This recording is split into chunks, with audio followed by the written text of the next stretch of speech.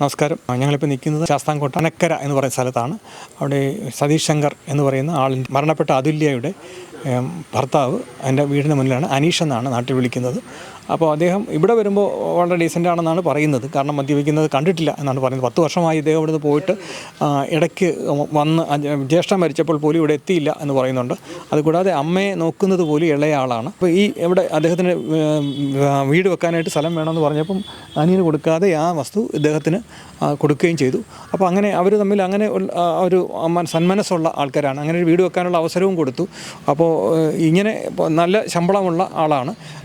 ഇവിടെ കൊണ്ടുപോയതിന് ശേഷം ഉണ്ടാകുന്ന പ്രയാസങ്ങളാണ് നമ്മളിപ്പം അറിഞ്ഞുകൊണ്ടിരിക്കുന്നത്. നമുക്ക് നമ്മളിപ്പോൾ ഇവിടെ പറയുന്ന ആൾക്കാർ ഈ അമ്മയോട് ഞങ്ങൾ ചോദ്യം എങ്ങനെയാണ് എന്നൊക്കെയുള്ള കാര്യങ്ങളൊക്കെ ചോദിക്കാൻ ഉദ്ദേശമാണ് വന്നത്. അപ്പം പറയുകയാണെന്ന് വല്ലാത്ത മാനസികാവസ്ഥയിലാണ് അമ്മ കടന്നു പോകുന്നത്. അമ്മയൊന്നും നോക്കാറൊന്നുമില്ല, അമ്മയെക്കുറിച്ച് അവൻ ചിന്തിക്കാറ് പോലുമില്ല. അപ്പോൾ അങ്ങനെയുള്ള ഒരാൾ ചോദിച്ചിട്ട് എന്താണ് കഥ എന്നാണ് ചോദിക്കുന്നത്. അവൻ തന്നെ പറയുന്നുണ്ട്, ഞാൻ അമ്മയ്ക്ക് ഫോൺ ചെയ്തിട്ട് കുറേ നാളായി എന്ന് പറയുന്നുണ്ട്. 3 വർഷം മുമ്പാണ് ഒന്ന് വന്നിട്ട് പോയത്. അപ്പോൾ വീട് വാടകയ്ക്ക് കൊടുത്ത് ഇവിടെയുള്ള മരങ്ങളൊക്കെ വെട്ടി അതെല്ലാം പൈസയൊക്കെ ആയിട്ടാണ് അദ്ദേഹം പോയത്.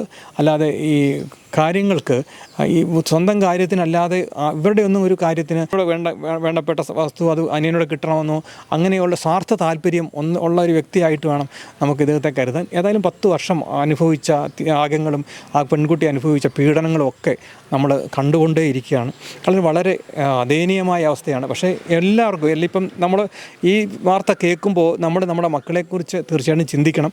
നമ്മുടെ മക്കളെ കല്യാണം കഴിച്ച് അയച്ചെടുത്ത് ആ കുട്ടി സമാധാനമായിട്ടും സന്തോഷമായിട്ടുമാണോ ജീവിക്കുന്നതെന്ന് നിങ്ങൾ തിരക്കണം.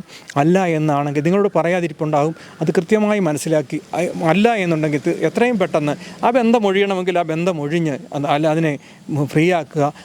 ആ കുട്ടിയുടെ ജീവനാണ് വലുത്. നിങ്ങളുടെ നമ്മൾ ഈ ദുരഭിമാനത്തിൻ്റെ പേരിലാണ് നമ്മളിത് ആരോടും പറയാതെ ഒതുക്കി ഇതിൻ്റെ അവസാനം ഈ മരണത്തിലേക്ക് എത്തിക്കഴിയുമ്പോൾ മാത്രം എല്ലാവരും അറിയുന്ന സ്ഥിതിയിലേക്ക് എത്തുന്നത്. അതുകൊണ്ട് അങ്ങനെ ഒരു അവസ്ഥ ഉണ്ടാകാതെ ഇരിക്കണം എന്നാണ് നമുക്ക് ഇതിനകത്തുനിന്നുള്ളൊരു പാഠം. കാരണം ഇനിയൊരു പെണ്ണിനും ഇങ്ങനെ സംഭവിക്കരുത് എന്ന് നമ്മൾ ഓരോ തവണയും നമ്മൾ പറഞ്ഞുകൊണ്ടേയിരിക്കുകയാണ്. പക്ഷേ അതുകൊണ്ട് പറഞ്ഞിട്ട് യാതൊരു കഥയില്ല. വീണ്ടും അത് തന്നെ സംഭവിക്കുകയാണ്. അപ്പോഴും നമ്മളിത് തന്നെ പറയും. ഇത് ഇങ്ങനെ നമ്മൾ തുടർക്കഥ പോലെ ഞങ്ങളൊക്കെ വാർത്ത പറഞ്ഞു കഴിയുമ്പോൾ അതിൻ്റെ അവസാനം ഞങ്ങളും അത് തന്നെ പറഞ്ഞു പോകും. അപ്പോൾ ഇനി എടുക്കേണ്ട തീരുമാനം, ഓരോ പെൺകുട്ടിയും എടുക്കേണ്ട തീരുമാനം, എനിക്ക് ഈ ബന്ധവുമായിട്ട് മുന്നോട്ട് പോകാൻ കഴിയില്ലെന്നുള്ളത് തീർച്ചയായിട്ടും ആ ബന്ധം അവിടെ അവസാനിപ്പിക്കുക. ഒരു പ്രശ്നവുമില്ല. ഒരു വിവാഹം കഴിക്കുന്നതിനും പ്രശ്നമില്ല. നമുക്ക് സ്വന്തമായിട്ട് തീരുമാനിക്കാനും ചിന്തിക്കാനും കഴിവില്ലാത്ത ഒരു സമയത്ത് നമ്മളെ കൊണ്ട് എടുപ്പിച്ച തീരുമാനമായിരിക്കും നമ്മളൊരു വിവാഹത്തിലേക്ക് കടന്നു ചെല്ലുന്നത്. ഇപ്പോൾ നമുക്ക് കാര്യങ്ങളൊക്കെ വ്യക്തമായി എങ്ങനെയാണ് ജീവിക്കേണ്ടതെന്ന് മനസ്സിലായി. നമുക്ക് സ്വാതന്ത്ര്യങ്ങൾ കിട്ടുന്നില്ലെങ്കിൽ നമ്മൾ പീഡനം അനുഭവിക്കുന്നുണ്ടെങ്കിൽ അതൊക്കെ നിങ്ങൾക്ക് മനസ്സിലായി എങ്കിൽ ആ പീഡനം അനുഭവിച്ചുകൊണ്ട് നിങ്ങൾ നിൽക്കേണ്ട ആവശ്യമില്ല. അല്ലെങ്കിൽ അവരോട് സംസാരിച്ച് അവരെ നിങ്ങൾക്ക് നേർവഴിക്ക് നയിച്ച് ആ കുടുംബജീവിതം നല്ലതാക്കി കൊണ്ടുപോകാൻ നിങ്ങൾക്ക് കഴിയുമെങ്കിൽ നിങ്ങൾക്ക് അങ്ങനെ പോവുക. ഇങ്ങനെ ഇത് ഒരു കുടുംബത്തെ മൊത്തം കണ്ണീരിലാഴ്ത്തിക്കൊണ്ടിരിക്കുകയാണ്. ആ കുട്ടിയെ സ്നേഹിച്ച അച്ഛൻ, അമ്മ, സഹോദരി അവരൊക്കെ ഇന്ന് കണ്ണീരിലായിരിക്കുന്ന അവസ്ഥയാണ്. അപ്പോൾ അതുകൊണ്ട് നമ്മൾ ഓരോരുത്തരും ചിന്തിക്കേണ്ടത് നമ്മൾ മൂലം അങ്ങനെ നമ്മുടെ അച്ഛനോ അമ്മയ്ക്കോ ഉണ്ടാകരുത് എന്ന് ഓരോ പെൺകുട്ടിയും ചിന്തിക്കേണ്ട അവസ്ഥയാണ്. ഏതായാലും ഇന്ന് അവരോട് പറയുന്നുണ്ടായിരുന്നു, അവന് എപ്പോഴും മർദ്ദനവും കാര്യങ്ങളും ഒക്കെയാണ്. അവന് ലൈംഗികമായ ആവശ്യം വരുമ്പം മാത്രം അവൻ വളരെ സ്നേഹത്തോടെ ചക്കരയെ പഞ്ചാരയെന്ന് വിളിക്കും.